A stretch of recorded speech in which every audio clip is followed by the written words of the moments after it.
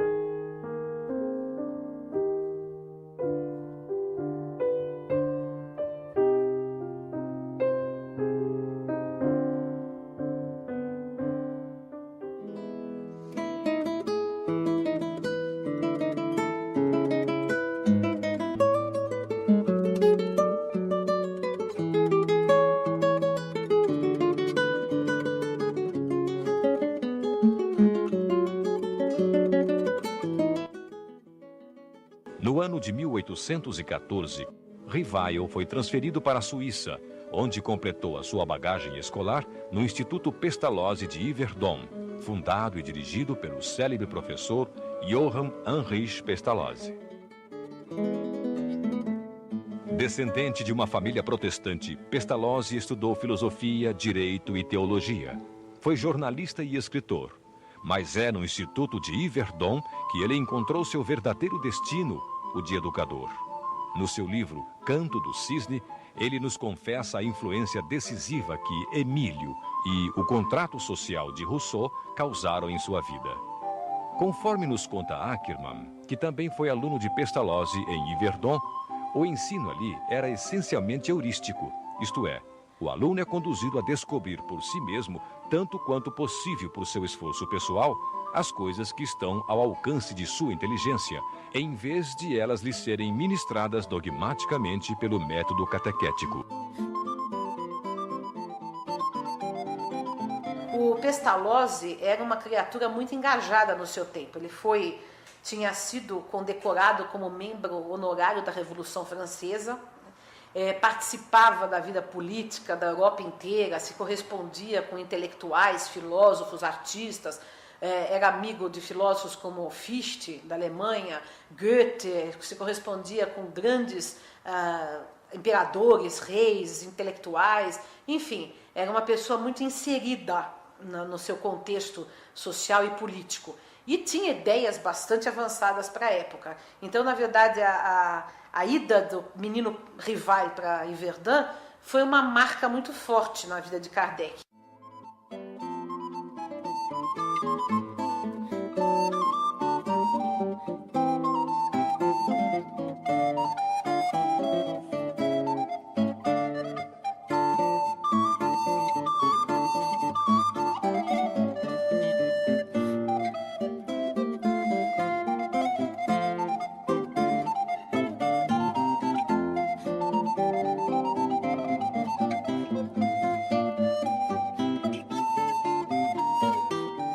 Embora o Pestalozzi fosse intuitivo, poético, etc., a educação que ele dava para as crianças era no sentido de formar pessoas que se preocupassem muito com a precisão das palavras.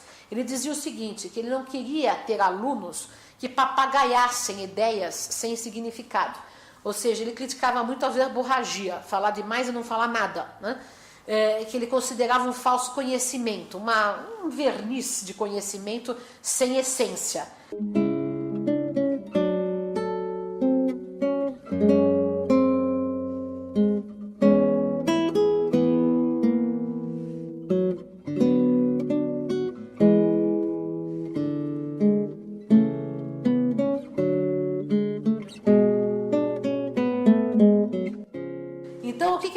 precisava fazer? Dar uma educação que a criança formasse vocabulário, formasse ideias, conceitos, a partir de uma experiência vivida, né? De uma experiência vivida na prática, sentida intimamente, né?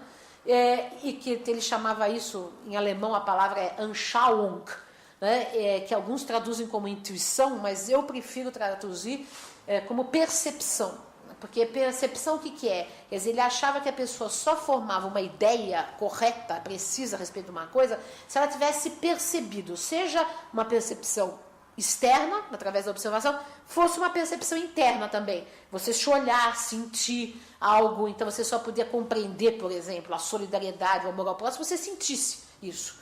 Não era uma teoria bonita, uma ideia, um sermão, uma palavra vazia. Então ele se preocupava muito em que as palavras tivessem um conteúdo existencial. Isso é muito explícito nas obras pedagógicas do Pestalozzi. Então, quando Kardec formula na fundação do Espiritismo, ele inclusive cria palavras para traduzir, a própria palavra Espiritismo foi criada por Kardec, né? Perispírito, outra palavra criada por Kardec, ou quando ele discute conceitos que eram tradicionais, por exemplo, espiritualismo, alma, né? Ele discute o que é de fato espiritualismo, o que é de fato alma, porque ele se preocupava muito com essa precisão do conceito, para não gerar ambiguidade, para não gerar polêmica em torno do que não ficasse muito claro, muito explícito. Isso havia sido algo que ele havia aprendido com Pestalozzi.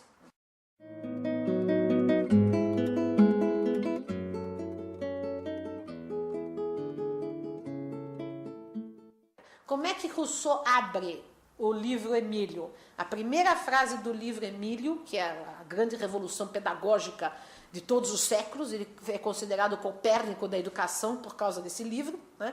Ele abre o seu livro dizendo o seguinte: tudo é certo saindo das mãos do Criador, tudo degenera nas mãos do homem.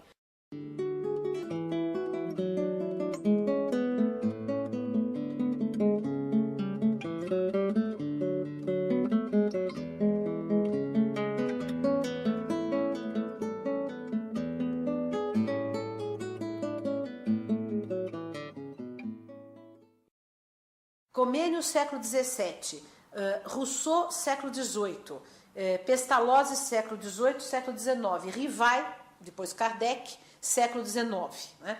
Existe realmente uma herança, uma filiação histórica dessas personalidades? Existe. Né? Quem primeiro me chamou a atenção da ligação entre Pestalozzi e Comênios foi um pesquisador na Alemanha, da Universidade de Nuremberg, que havia escrito um trabalho sobre Pestalozzi, Max Liedtke. Eu fui fazer uma entrevista com ele na época em que eu fazia meu mestrado sobre Pestalozzi, na Universidade de São Paulo, e ele me disse: para você entender melhor Pestalozzi, vá procurar Comênios. E aí eu descobri esse universo de Comênios e vi que a influência de Comênios havia sido muito grande, não só sobre Pestalozzi, mas também sobre Rousseau e sobre o próprio Rivai. Né? Então existe uma continuidade aí de ideias que se enlaçam historicamente.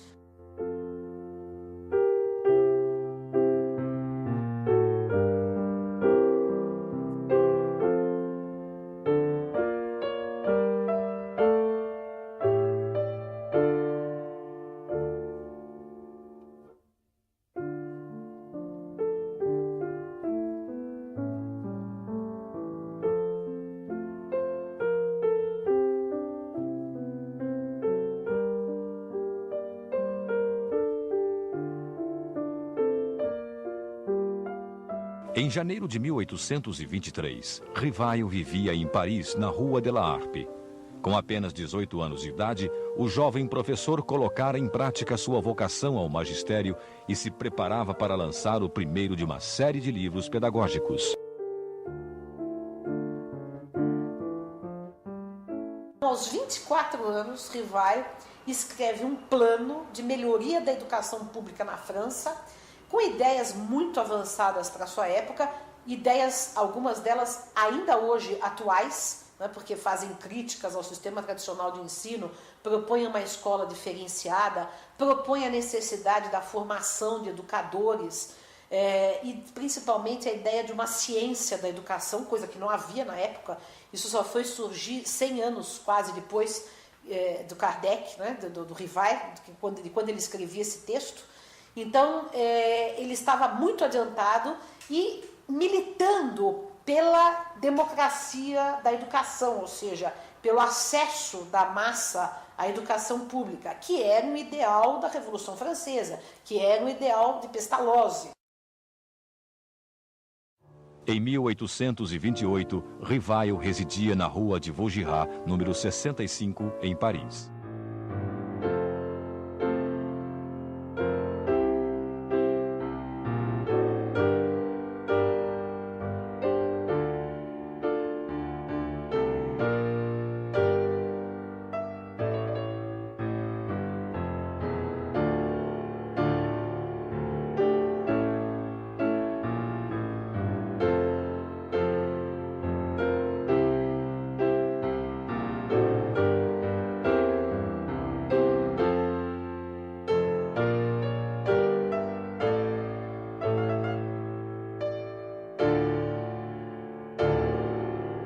No final do século XVIII, Pestalozzi escreveu para um amigo dele, Nicolovius, que era um ministro da educação na Prússia, né? Aliás, uma pessoa até razoavelmente bastante conhecida na história.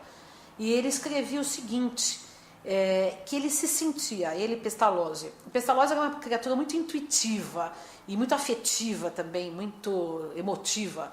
E ele dizia o seguinte, que ele se sentia como a voz que clama no deserto, preparando a vinda de alguém que haveria de aparecer depois dele, porque ele entrevia a verdade, mas não conseguia alcançá-la inteira. Então foi um rasgo um tanto profético, pelo menos para quem considera Kardec como portador de uma nova descoberta, de uma nova filosofia.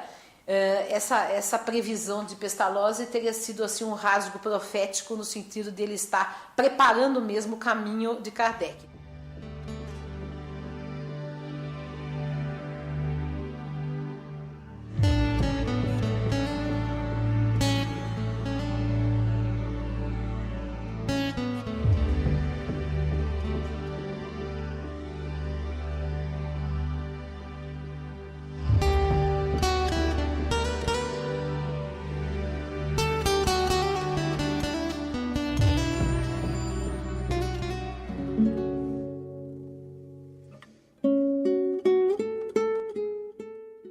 Em 1826, Rivail fundou um instituto técnico, modelado no recém-extinto Instituto de Yverdon. A escola foi criada em um dos melhores endereços de Paris, a Rua de Sèvres, número 35.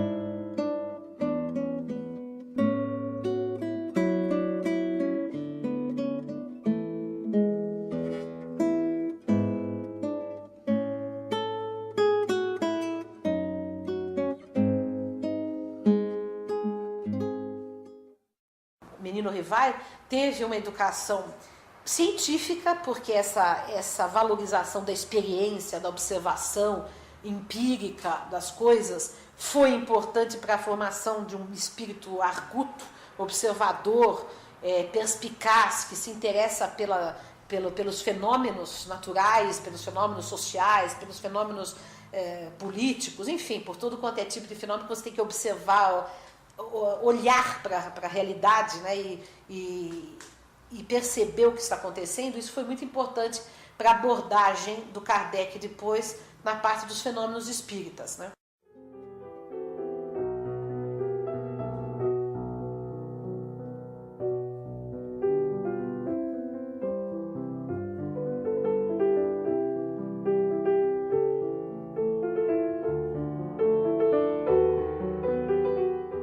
Maio de 1855.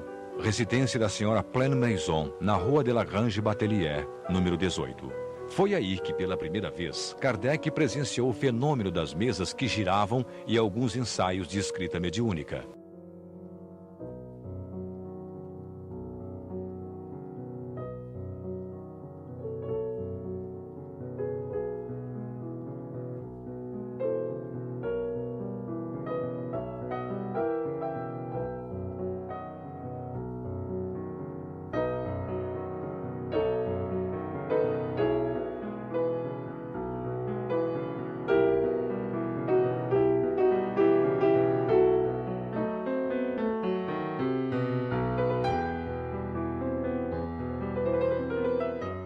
Galerias comerciais fundadas em 1846.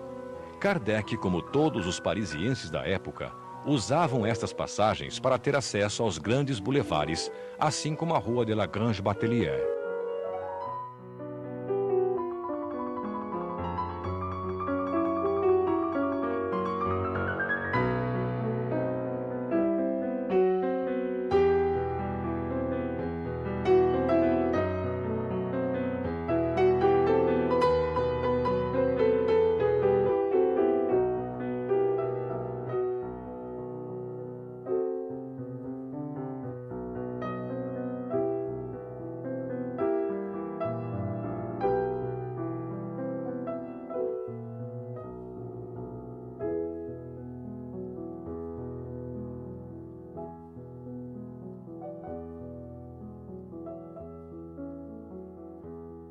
Rua de Rochechouart, nas palavras de Allan Kardec. Bem depressa, ocasião se me ofereceu de observar mais atentamente os fatos, como ainda o não fizera. Numa das reuniões da senhora Pleine Maison, travei conhecimento com a família Baudin, que residia então à Rua Rochechouart. Foi nessas reuniões que comecei os meus estudos sérios de espiritismo, menos ainda por meio de revelações do que de observações.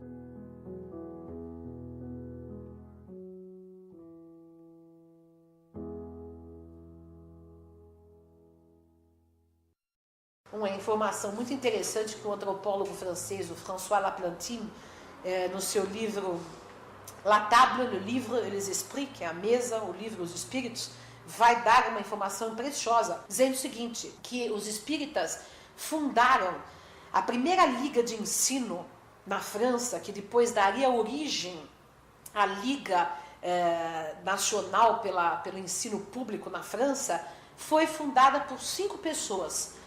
4 dessas pessoas eram espíritas. Um deles era o Lemarie, o outro era o Camille Flammarion, que participava das sessões espíritas com Kardec, né?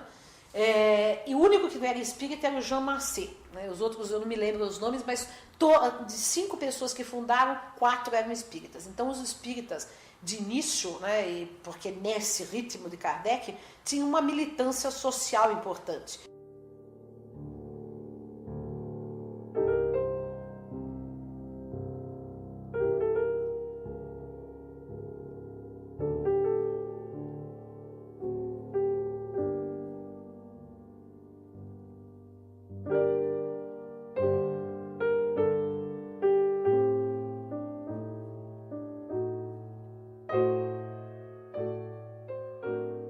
Vamos caminhando até chegarmos ao número 8 da Rua dos Martyrs, local onde residiu Allan Kardec e um dos endereços mais importantes na memória do Espiritismo.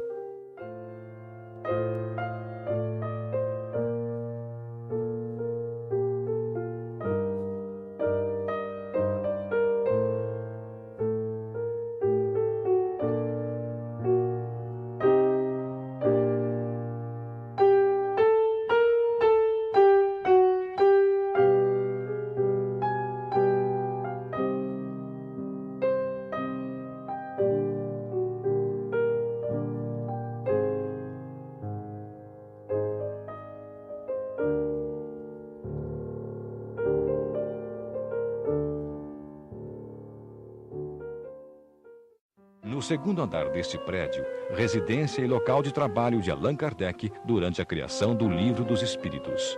Aqui houve o primeiro contato de Kardec com o espírito, a verdade.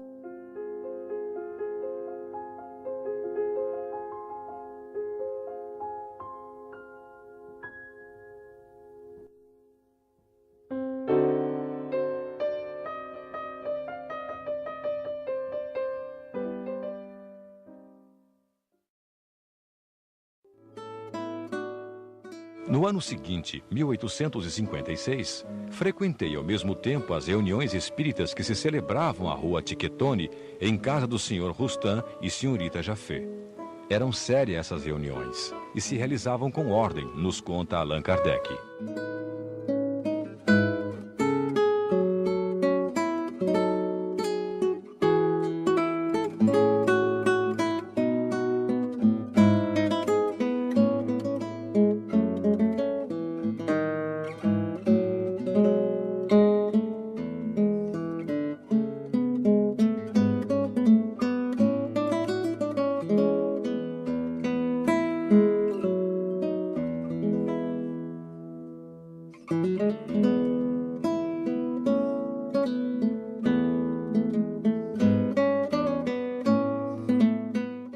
O Livro dos Espíritos segundo Kardec. Nasceu da comparação e da fusão de todas as respostas dadas pelos espíritos, coordenadas, classificadas e muitas vezes retocadas no silêncio da meditação, foi que elaborei a primeira edição do livro.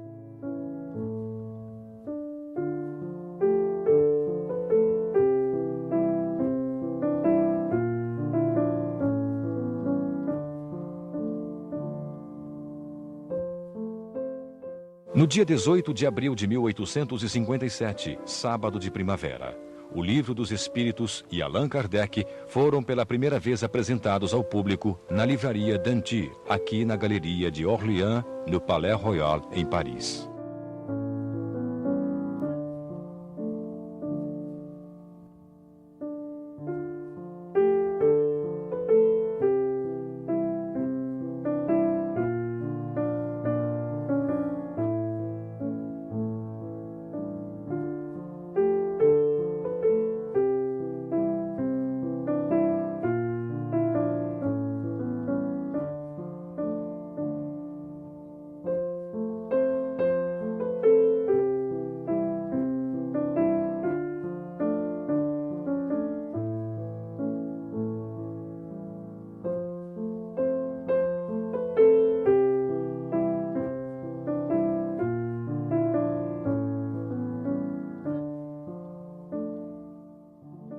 Primeiro de janeiro de 1858, Allan Kardec lança a Revista Espírita.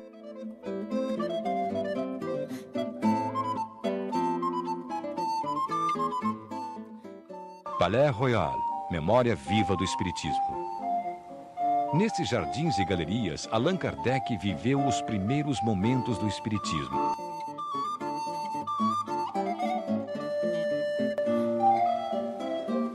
Havia cerca de 6 meses, Kardec realizava em sua casa, a Rua dos Martyrs, uma reunião com alguns adeptos às terças-feiras. A senhorita Dufour era o médium principal. O local não comportava mais de 15 ou 20 pessoas, mas até 30 lá se reuniam às vezes. Em 1º de abril de 1858, o Espiritismo se muda para o Palais Royal. A sociedade ficou, em consequência, legalmente constituída, e passaram a reunir-se todas as terças-feiras na sala que alugaram, na Galeria de Valois, no Palais Royal.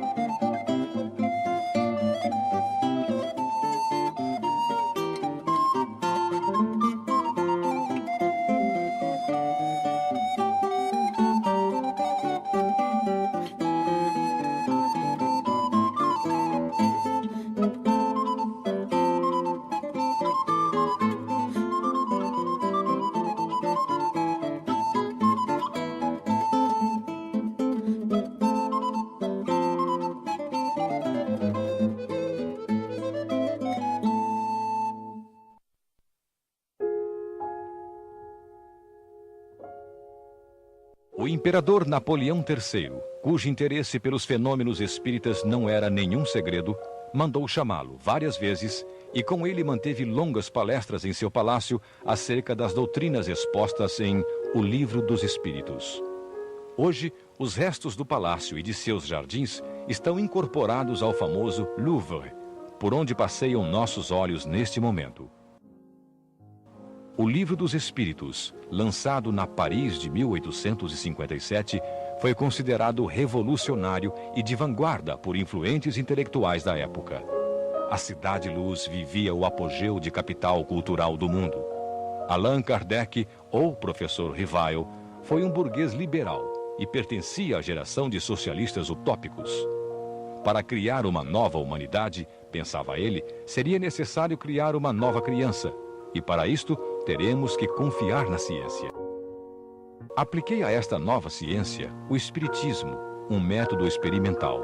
Nunca elaborei teorias preconcebidas. Observava cuidadosamente, comparava, deduzia consequências. Dos efeitos procurava remontar as causas por dedução e pelo encadeamento lógico dos fatos, não admitindo por válida uma explicação, senão quando resolvia todas as dificuldades da questão. Allan Kardec acrescenta que o sobrenatural desaparece à luz do facho da ciência, da filosofia e da razão. O Espiritismo se dirige aos que não creem ou que duvidam, e não aos que têm fé e a quem essa fé é suficiente.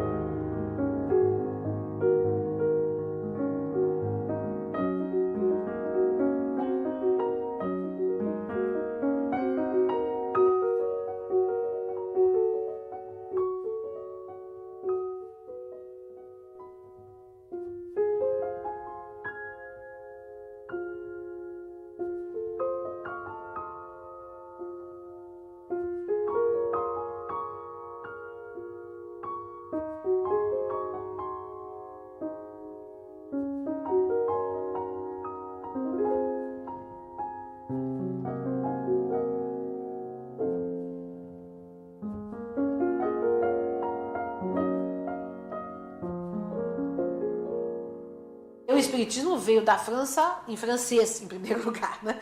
Trazido pelos homeopatas, logo depois traduzido para o português, mas a sua proposta filosófica era lida na corte, primeiro chegou nas classes intelectuais, literatos, artistas. Um grande estudioso dessa questão, o Bertrand Machado, que escreveu o livro Os Intelectuais e o Espiritismo, mostra como na corte corte carioca do século XIX, o espiritismo teve impacto. Todos falavam do espiritismo, inclusive Machado de Assis, Castro Alves, todos os grandes escritores, políticos, intelectuais, Quintino Bocaiúva, Bezerra de Menezes, por exemplo, era um político famoso da época, e ele se converte ao espiritismo e escreve num jornal de maior circulação na ocasião, sob o pseudônimo de Max, junto com Quintino Bocaiúva, abolicionista, republicano, amigo íntimo do Bezerra de Menezes. Então, nós vemos que as pessoas que estavam e se interessavam pelo espiritismo eram pessoas de vanguarda da sua época.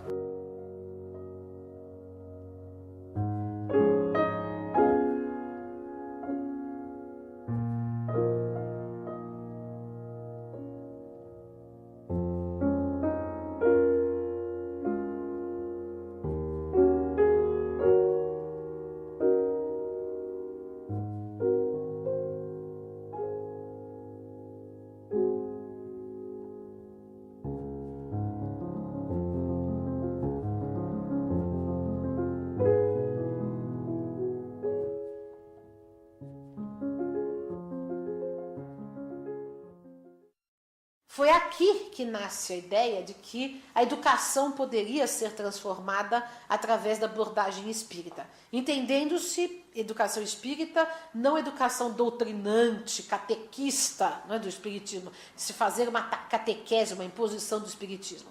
Mas o grande inaugurador desta ideia foi o Eurípides Barçanufo, que viveu no final do século XIX, começo do século XX, viveu pouco, apenas 38 anos, mas funda o primeiro colégio espírita no Brasil, Colégio Allan Kardec. Esse colégio Allan Kardec tinha extrema semelhança com algumas propostas do colégio Yverdun de Pestalozzi, embora o Eurípides Barçanufo não tenha conhecido a experiência do Pestalozzi.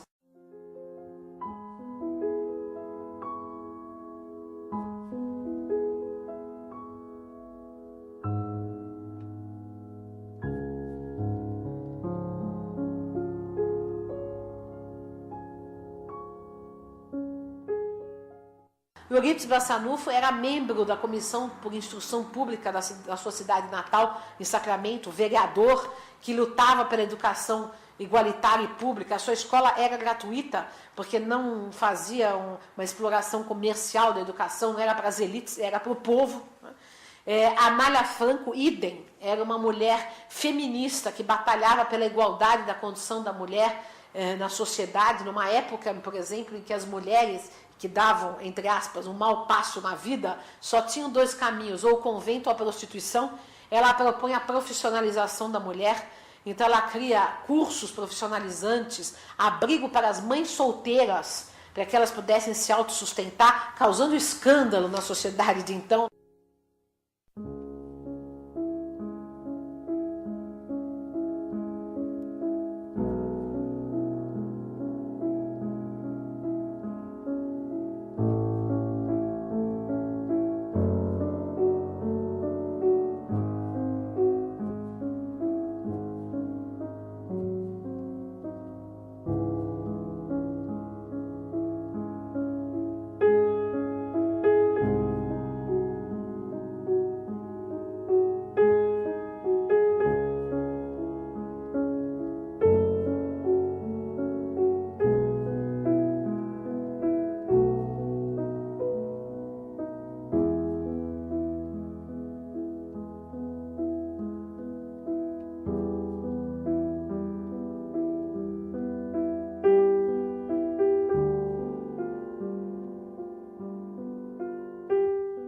Passagem Sainte-Anne, outra memória viva do Espiritismo.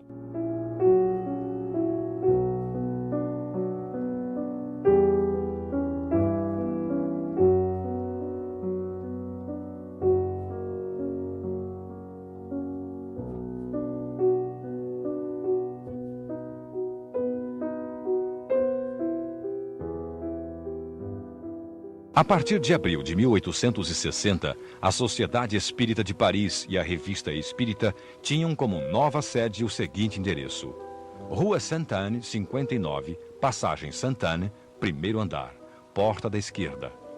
Neste local, Kardec realizou a maior parte da codificação do Espiritismo.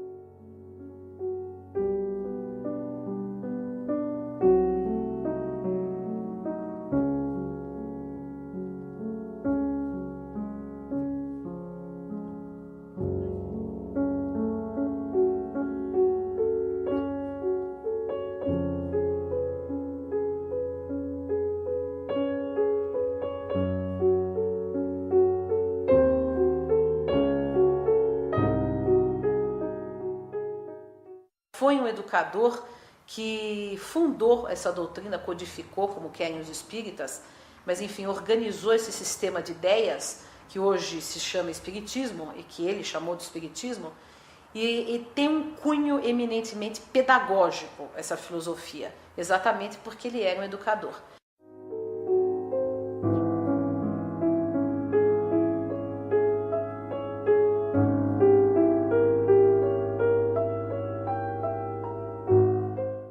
O professor Rivail, agora conhecido por todos como Allan Kardec, residia oficialmente na vila de Seguir, apesar de praticamente viver na Passagem Sainte-Anne. Nos afirma seu biógrafo Henri Sauce que Kardec, Depois de haver discutido pontos mais difíceis da psicologia e da metafísica transcendental, mostrava-se expansivo, esforçando-se por distrair os convidados que ele frequentemente recebia na Vila de Seguir.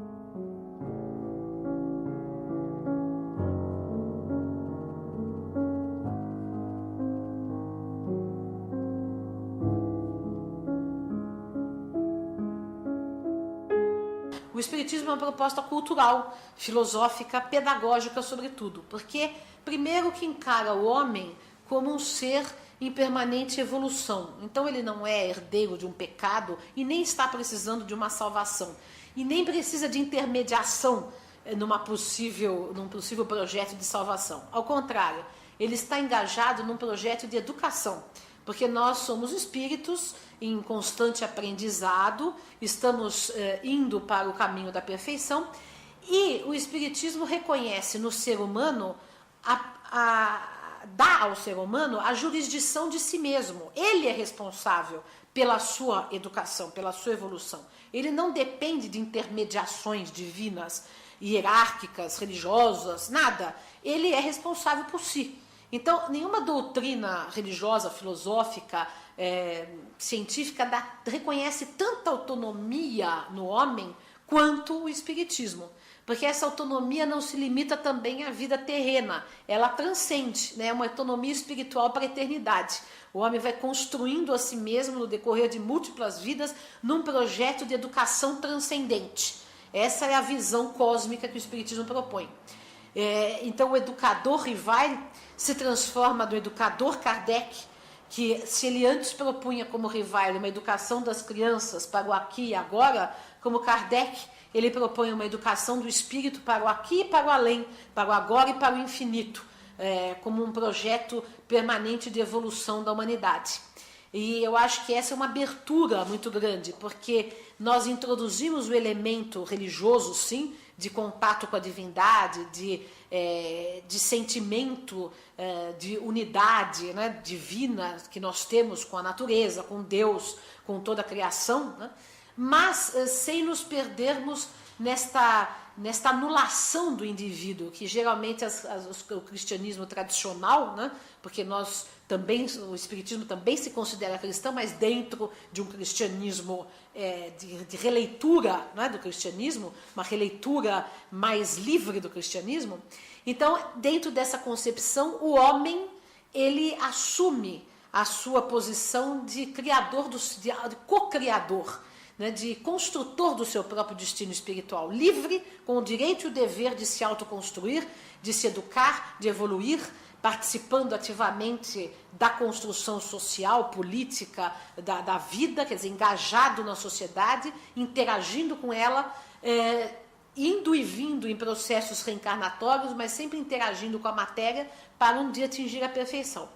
Kardec colocou implícita na toda a obra espírita, esta visão pedagógica. Se a gente lê o Espiritismo com olhos pedagógicos, vai notar que existe uma filosofia eminentemente pedagógica. Só que essa pedagogia se transfere para o infinito, né? Quer dizer, ela transcende a pedagogia só da criança, do aqui e agora, da inserção do homem na sociedade.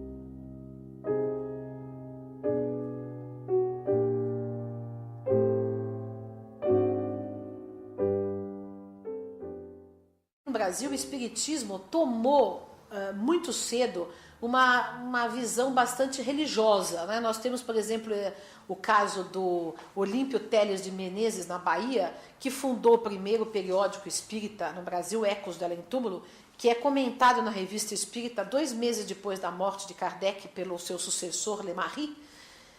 E ele, nesses primeiros números desse periódico, já se declara espírita católico. E ele fala, nós católicos, apostólicos, romanos. E o Lemarie já logo critica essa postura, dizendo que o espírita não pode ser sectário, não pode defender assim, ideias religiosas dogmáticas particulares e etc. Mas isso se justifica pelo caldo cultural que nós tínhamos aqui, que era predominantemente católico. Inclusive a religião oficial do Estado brasileiro era o catolicismo, não havia nem liberdade de culto, oficialmente dizendo, né?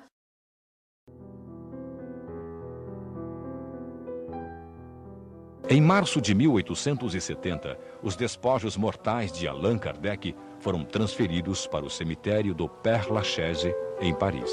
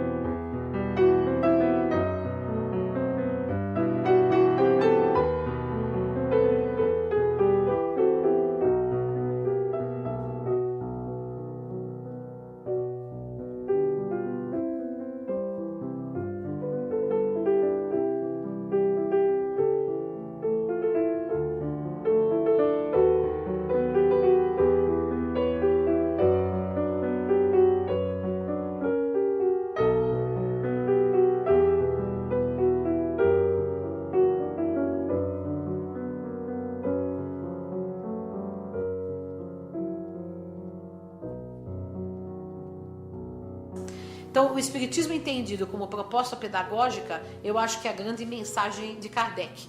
E aí nós nos livramos das hierarquias, dos cultos, dos rituais, da fé dogmática, que ele não queria uma fé dogmática, mas uma fé racional, uma fé pensada, e uma fé autônoma, sobretudo. Ele confiava extremamente no ser humano. Isso é uma coisa muito bonita de Kardec. Recentemente foi lançado um livro que foi a última obra de Kardec, poucas pessoas conhecem isso. É o Catálogo Racional das Obras Espíritas. Foi onde Kardec pretendia fazer uma indicação bibliográfica para a formação de uma biblioteca espírita, uma formação básica de uma biblioteca espírita. E o que ele coloca nesse catálogo, nesse índice racional, é muito interessante, porque hoje pouca gente faria uma coisa dessas. Ele coloca indicações bibliográficas de obras espíritas, sim, mas também de obras não espíritas, sobre outras religiões, sobre islamismo, sobre hinduísmo, etc. E o que é mais interessante, ele coloca obras contra o espiritismo, porque ele considerava sagrado o direito de liberdade de consciência e achava que para a gente, inclusive, ter uma convicção, a gente precisa conhecer todas as opiniões. Nunca ele teve uma postura de catequese, de imposição, mas de debate livre de ideias. Quem lê as obras, principalmente as revistas espíritas de Kardec, onde ele escrevia artigos, dialogava com a cultura contemporânea, com os seus opositores, com os seus amigos, com os seus seguidores, enfim, ele estava inserido na sua época, né? Vê-se que Kardec debatia livremente as ideias. E o espiritismo, antes de ser um sistema rígido, fechado de ideias, que aliás Kardec sempre advertia que ele não gostava de um pensamento muito sistemático, muito fechado, como dizia Herculano Pires, é um debate filosófico livre de ideias, né? Propostas aí para continuarem a ser debatidas, não para serem tomadas como um corpo dogmático fechado, mas como um corpo de ideias para serem debatidas, vividas, experimentadas, né?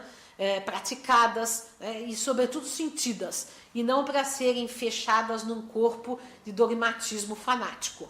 É isso que Kardec sempre se preocupou em evitar, tanto que como última obra dele e como último item da última obra que ele escreveu, que é esse catálogo racional para a formação de uma biblioteca espírita, ele no final colocou obras dos opositores do Espiritismo, que nós lêssemos e julgássemos por nós mesmos. Isso significa o quê? Que Kardec tinha uma profunda confiança no bom senso das pessoas, na capacidade crítica das criaturas, né? Ele não queria direcionar o que a pessoa devia ou não deveria ler, deveria ou não deveria pensar. Ele acreditava que as pessoas tinham o direito e o dever de ler, debater todos os tipos de ideia e chegar às suas próprias conclusões. E essa sempre foi a postura dele ao expor o Espiritismo. Eu acho que esse é um grande exemplo de tolerância, de pluralismo cultural, que hoje em dia se fala tanto em diversidade, em pluralismo cultural, e o Kardec já era um exemplo disso em pleno século XIX. Aliás, o século dos grandes dogmatismos, né? Dogmatismo do positivismo, dogmatismo do marxismo científico, dogmatismo do materialismo científico, né? E Kardec defendeu uma ideia espiritualista de forma não dogmática.